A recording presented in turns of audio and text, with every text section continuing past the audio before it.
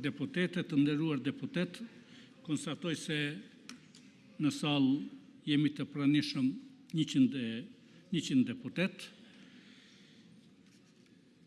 Pas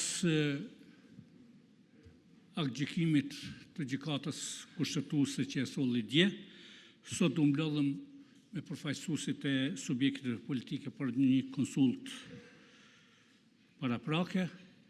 Të gjithë ishin të mendimit që seanca sot të ndërpritet, pasi të mbahet nesër takimi i liderëve politik që është ftuar nga subjekti më i madh politik, të vazhdojmë me seancën 29/6/2015 në ora 11.